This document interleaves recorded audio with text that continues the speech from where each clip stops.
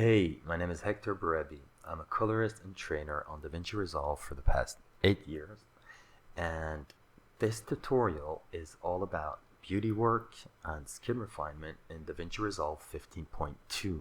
And I'm saying 15.2 because a big part of this tutorial is going to be the new beauty OFX introduced in this version. I'm also going to talk about other tools, other OFX tools, techniques, workflows for skin restoration and beauty work in Resolve. This tutorial is at intermediate level, expecting you to be familiar with terms like tracking, masking, qualifying, etc. I'm using a shot that I've purchased on Pond 5. I'll put the link in the description if anyone's interested. For this tutorial, I went for a more fashion magazine, music video, glamorous look.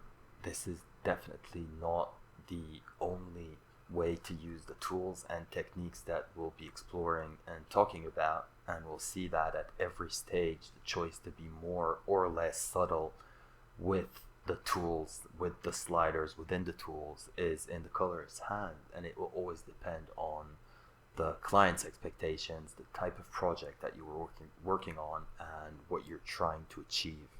I'll be showing two other options of this node tree in varying levels of realism at the end of the tutorial. So let's jump into the color page and discuss this grade. As you can see, it's quite a complex one. It has about 70 nodes, most of them dealing with face and skin refinement. We're going to start with the third node and just put the first two, which are Luma and white balance, on the side because we're not going to discuss these. And this node is a beauty OFX node. So this is a new effect added in 15.2.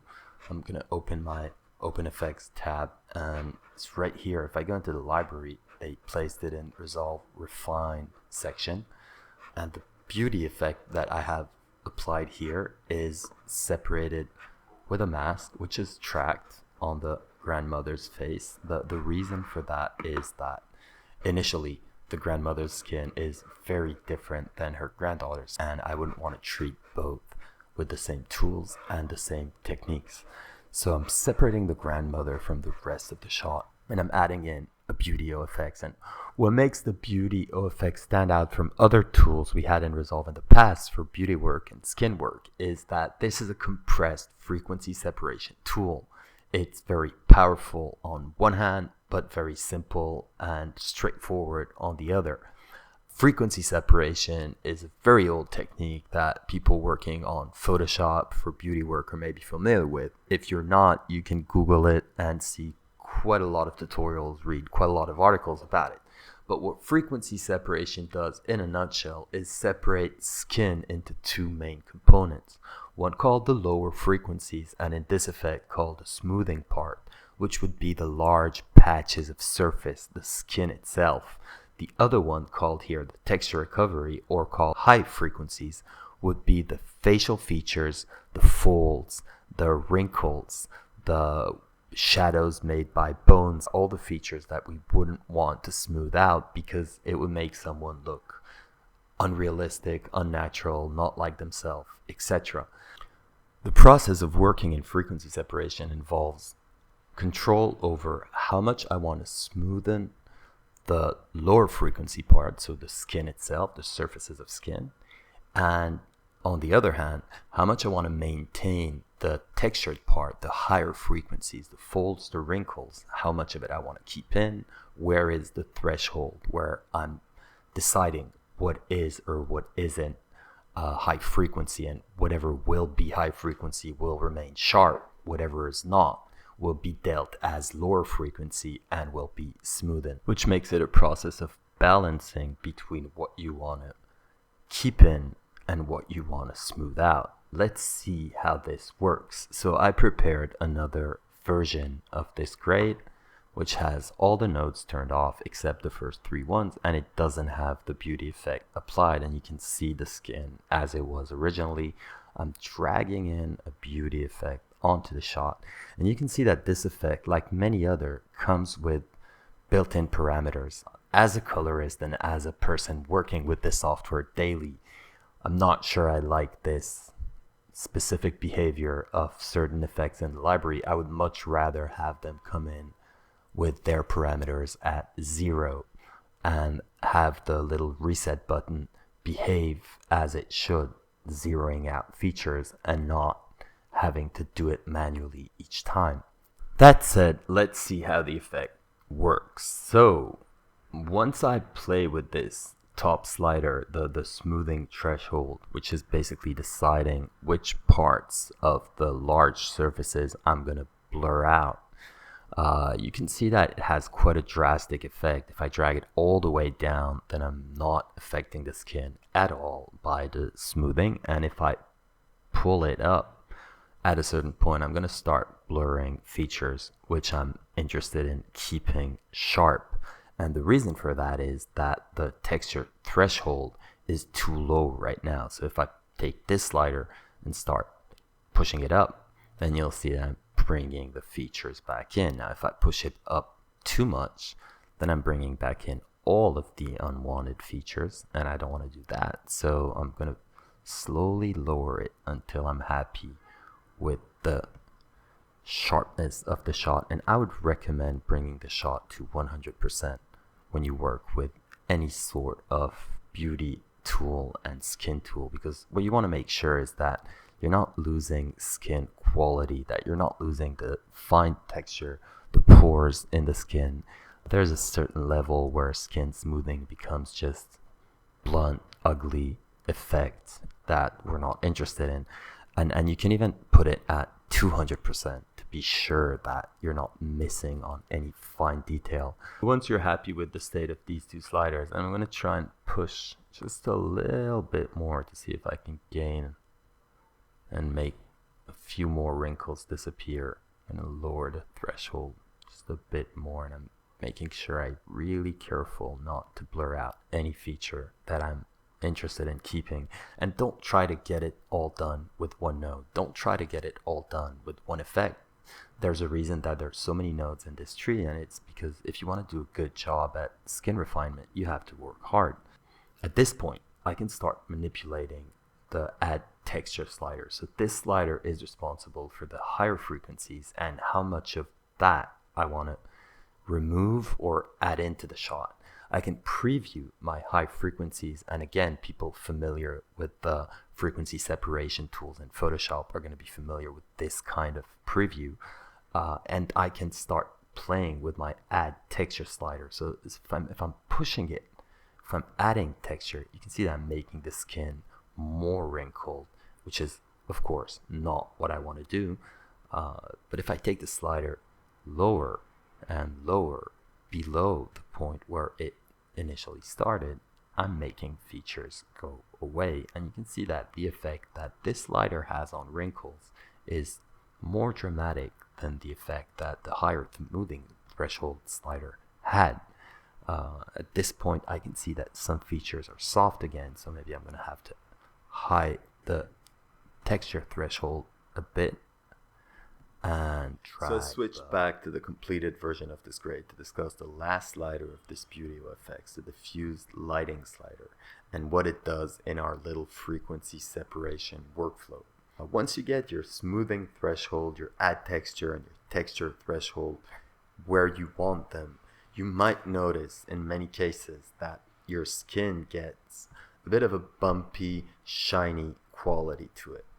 This happens, in my opinion, because this skin wasn't smooth to start with, and because the processes you made it undergo made the surface contrast of it appear more. So we're noticing things that we didn't notice before because of parts of the shot that we maintain and part that we may disappear with smoothing. The effect that diffused lighting is going to have is to simulate a more diffused light on this skin, and by that make the bumpiness disappear a bit. And if I raise it all the way up, you'll see that I'm getting a very unnatural, unflattering result. But when I lower it, and the more I lower it, the more I notice that I'm making the shininess and I'm making the bumpiness go away, and I'm getting something that looks a bit more natural. And again, I can bring this up to 200% just to make sure that I'm not throwing away any detail that I'm interested in keeping. And I'll just slightly adjust my diffuse lighting slider to where I want it to be. And at this point, I can say that I'm very happy with the result that I'm getting, and I can move on to what the next nodes in this chain are doing. So let's move this back to 100% and let's jump to our fourth node. The next node in this tree is a Soften and Sharpen effects node. You can find this OFX in your library in the Resolve Sharpen category since version 14. I'm very fond of this effect and I use it quite a lot. Soften and Sharpen is a detail management tool. Unlike the midtone detail slider in the color wheel tab, Soften and Sharpen divides the image into small, medium, and large textures, allowing you to soften or sharpen that area using negative, positive sliders. So I'm going to reset the effect, and you can notice that this one too comes in with preset parameters. I'm going to zero them out so we can see the unaffected node. Combined with a mask or qualifier to target only desired areas, Soften and Sharpen will give you very high control over the quality of detail in small, medium, and large textures of your frame. And if I just grab one of these sliders and push or reduce, you can see the effect that it has. And what I like about this effect is that it's very subtle and you can do a lot of fine work using it. Another reason I have it built into this node tree is that it's a very good trim pass effect. So if my client asks me to do some adjustments on the level of softening that the skin gets, this is a better tool to do adjustments than playing with my initial beauty OFX. So you can see that this node transfer both image information and mask information. So I'm remaining within the confines of the mask that I created in node number 3. And when I start moving these sliders, I can start adjusting the level at which I want my softening to happen. I'm going to reduce this to about here and the medium detail to about here and the large texture just a little bit, because this one would have very rough effect, something like that. And I can zoom in again, so I'm going to put it at 200% to just see the effect of Soften and Sharpen, and you can see how gentle the effect is on the skin. I have here another category which allows me to adjust the small texture granularity, and this would give me some control over how much the small texture slider affects the very, very fine details of the shot. So you can see skin pores appearing and disappearing the more I raise this slider.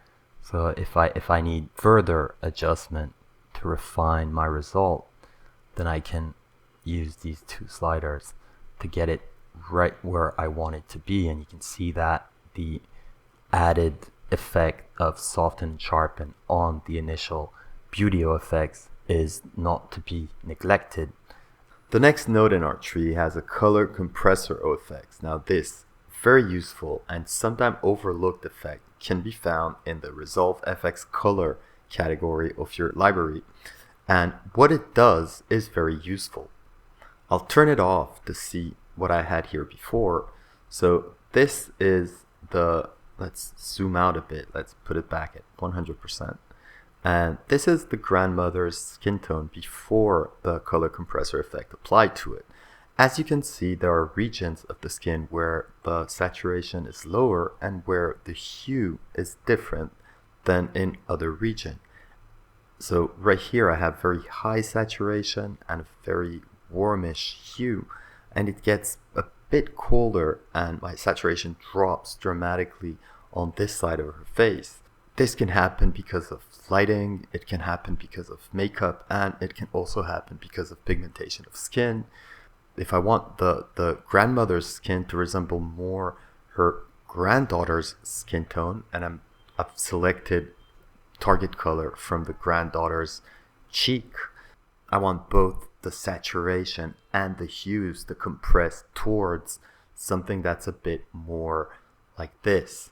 So let's turn it back on and see the effect it has. And you can see that this has quite a bit of an effect on her face. And if I compress the saturation even more, then I'll have a more uniform result of her skin tone.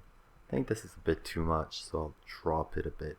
Again, if I compress the hues all the way to the end and the saturation all the way to the end, I'm basically affecting her skin to look as much as possible as the target color I selected.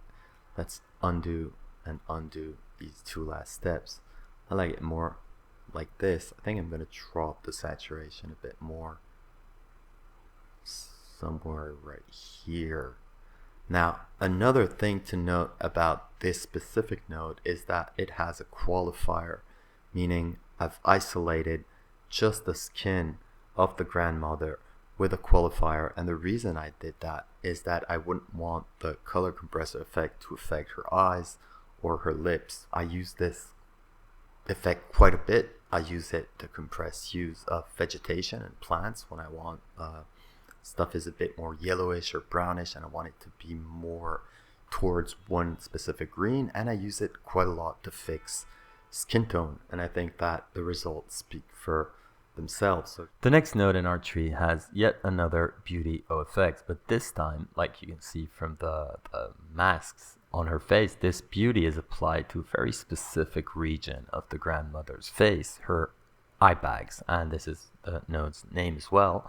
And if I just turn this off and turn off the node, you will see that it has quite an effect on her eye bags. Now, though this node comes after a first initial beauty OFX and then another soften OFX, I still couldn't remove the eye bags. And if I were to remove the eye bags with a more extreme correction on these two nodes, then I would probably erase other features too and make her look unnatural.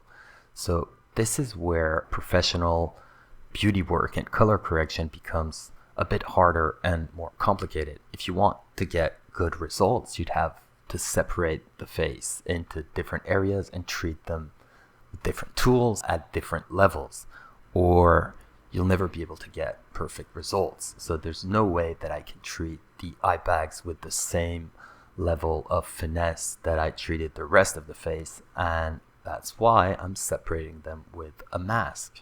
And once I do that, and both these masks are tracked, so if I move the shot, you'll see that they move with the face. And let's zoom in 200%, and let's remove the mask again, and they have like nice feather so that they blend in with the surrounding. And once I do that, you can see that the parameters on my smoothing and on my texture threshold are a bit different than what I had in the first beauty OFX node, and this is in order to erase the eye bag, but this is not the only effect that I have applied to this node. If I go here into my primary wheel, I'll see that I have a -77 midtone detail applied as well.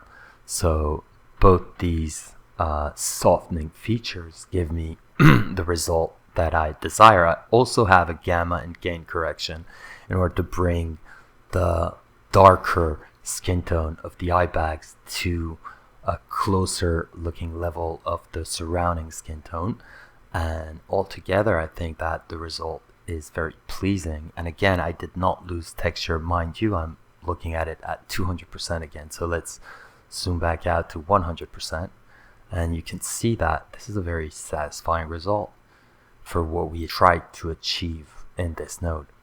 Now the next two nodes are a bit more of the same, and they're turned off, so I can choose to have them on or off, and this would depend on, well, probably depend on how much you're paid to do this job, or on how devoted or dedicated you are to getting a perfect result. If I turn this nose correction on, you'll see that I've refined these lines, these features that she has in her eyebrows and the bridge of her nose, and this next one, the forehead correction, is another separated correction just for her forehead wrinkles. So if I want to do like more extensive work on her face, I can add more and more regions. Maybe I'd want to erase these wrinkles, maybe I want to erase these wrinkles. At a certain point, I'll reach a step where I've made her look way too smooth and unnatural, and I'd have to know when to put the brakes on it and say that's enough. The next node in my tree is a null, meaning it has no effect on the image and no correction applied on it. It's just here to pass along the information connected with a layer mixer. So this is a layer mixer here, and this node down here is an eyes node, and what it's meant to do, so you'll see that it's getting its input right from the start before we started all the beauty work. And the reason for that is that eyes sometimes tend to get a bit dull and darker and affected by all of the work done on other areas of the skin. And if I want to get a fresher input, then I can do it using an earlier stage of the correction and connecting it with a layer mixer on top of the rest. So the layer mixer is connecting this on top of everything else, and I've selected the eyes with both a mask and a qualifier, so I'm getting something like this. This is really all I want. I'm just looking to add some spark and some sharpness back to the eyes, and maybe some color, maybe make the white part a bit whiter and a bit brighter. If I turn this node off, you'll see that this indeed has quite a satisfying result on her eyes, and some of you may notice a new feature. So this was added right in 15.2. This is fresh out of the version, and in my opinion, this is a great, I don't know if it's a new feature, but more of fixing an old feature. It used to be that if you had this kind of construct, so nodes connected with a layer mixer, and you turn off one of the nodes in the construct, it would shut off the entire construct, so you wouldn't see the result as you expected it to be with just one of its component off. Starting version 15.2, you can turn off one of the components in a layer mixer, and it will turn off just the effect this component had. I think this is extremely useful. Those of you using layer mixers definitely know what I'm talking about. Another thing about the layer mixer, so if I right click here, is the composite mode, and I'm using just a normal, basically putting the eyes on top of the rest, but I could page down, and I'm doing this with the up and down arrows. I'm just going down the list, and I can see the different effects that other composite modes have on this construct. So with an add, this looks a bit scary maybe, and this is definitely too dark, but I can keep scrolling down and maybe I'll find something that I consider satisfying me or my client, and there's definitely interesting stuff down the line. So here's linear dodge, and here's another one. If I use screen, so definitely something to check out. I'll put it back on normal, and let's keep moving down our node tree. So this next node is called lips, and this is a very simple node. What I have here is a hue versus saturation curve, and it's basically punching a bit both the grandmother and the granddaughter's lipstick. So if I turn it off and turn it back on, you'll see that it has a very subtle, very cute and nice effect on the overall result. The next node in the tree is called girl highlight face. What it's here to do specifically in this shot is fix maybe a lighting problem or an exposure problem, but I found these unsaturated highlights less pleasing. So what I have here is basically a qualifier and a mask isolating the girl's face, so I can isolate this patch of less flattering highlight and slightly adjust it, slightly correct it. So there's a small gain correction and a small gamma correction, and there's a slight tint temp correction which brings it from this to this. So I'm creating more uniformity of the skin on her face and making her as well at her young age look a bit nicer. The next two nodes have again an OFX applied to them. This one is called Patch Replacer and it was added with version 15. I absolutely love this effect. You can find it in your effects library in the revival section. And this is a huge time saver. This effect replaces what used to be done in a construct maybe similar to this and with quite a lot of time put into adjusting it. And basically, let's turn off both these nodes. You can see that there's a small pimple here on the nose and there's a small mole on the side of the chin. Now let's zoom more than 100% to see them better. So I'll zoom like 300% and I can see the mole here and the pimple here. And let's turn on the first patch. So I'm turning on patch repair and I'm selecting here my OpenFX overlay.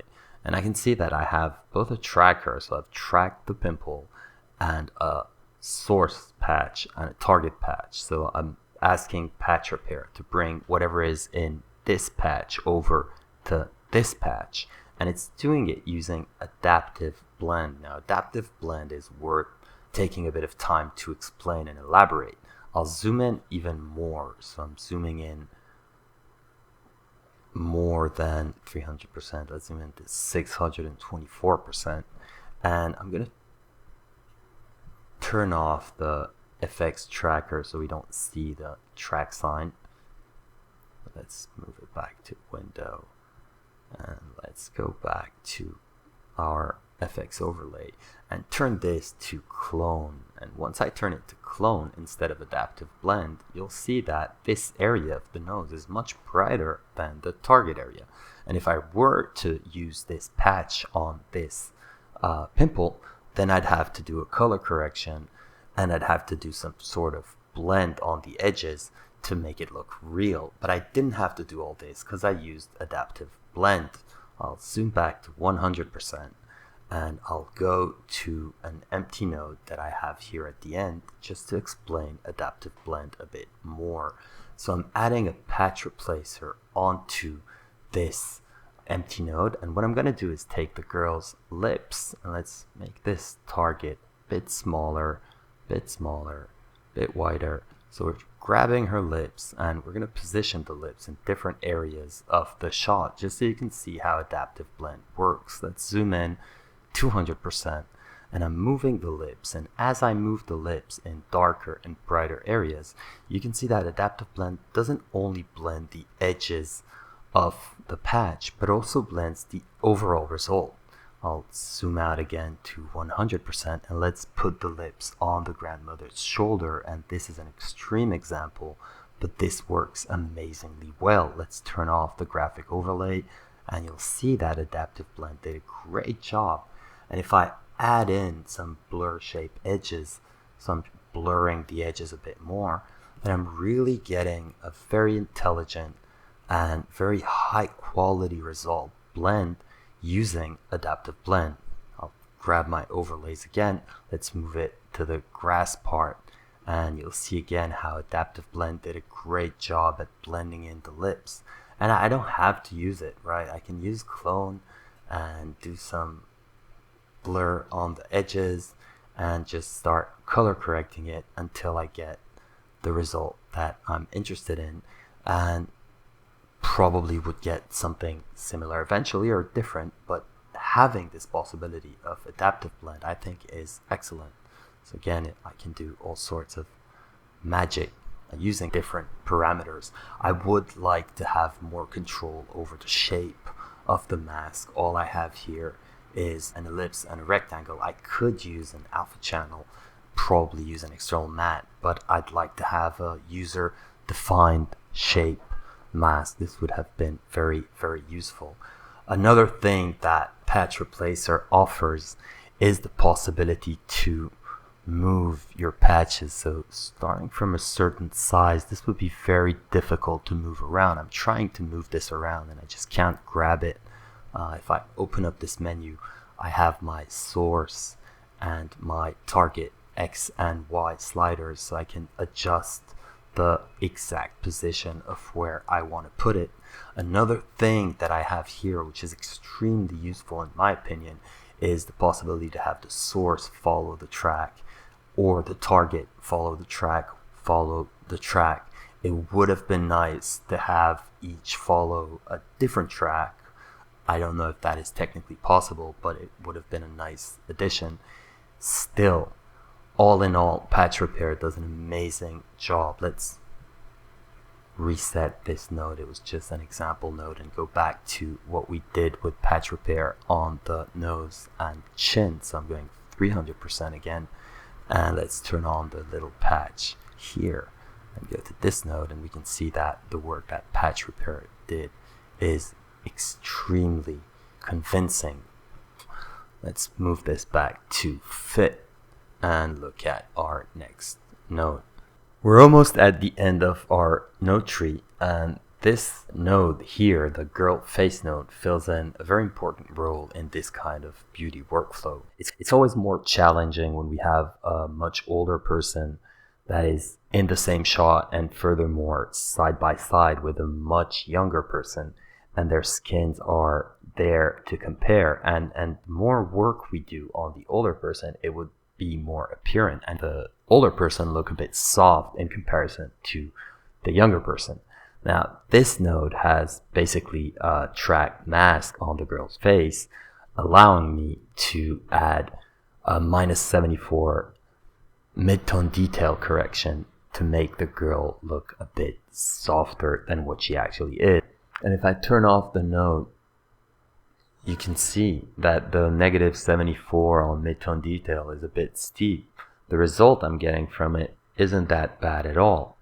And the reason for that is that the girl's skin at this point of the grade looks a bit too sharp. It looks a bit too sharp in comparison to itself. This is a child's skin, and it shouldn't look this sharp, at least in my opinion. And it looks a bit sharp in comparison to the grandmother's skin that went through quite a bit of treatment.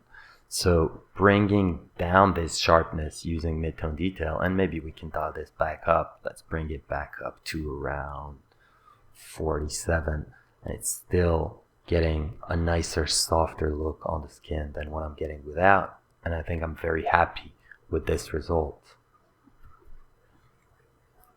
The last two nodes on this grade are sort of a primary out correction, where I'm pushing the contrast a little bit, because in my opinion the shot looked a tad soft, and this is a very mild contrast correction, so it's a 1.156, the low pivot to bring back in some of the darker areas.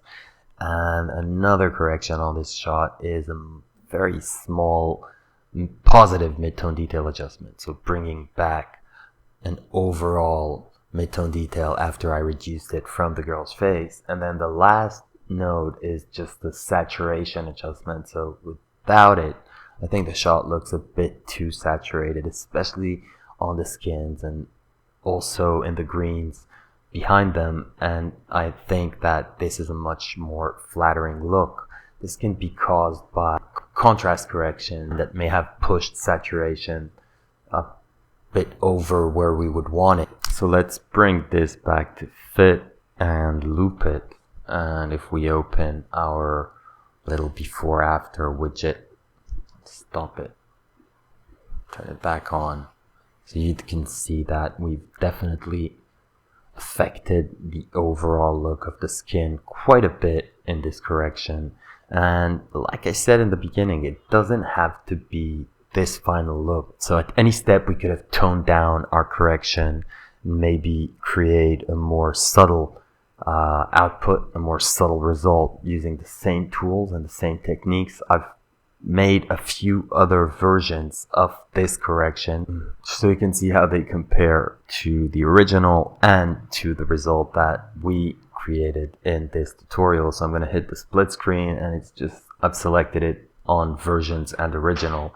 And if I click here, we'll get a bigger screen. Maybe we full screen this. So here you can see the original shot, our grade, our fashion glamorous grade, and two other grades that I prepared with the same node tree, and just using the settings and the parameters in different values, I'm getting results that are considerably better than the original. If we're looking for that kind of work, if we're looking for that kind of skin refinement, maybe a bit more realistic and less music video look than what we worked on in our node tree. I hope that you find this information useful. I hope that you learned a thing or two. And if you did, you can write it in the comment section of this video. I'll definitely appreciate it. Till then,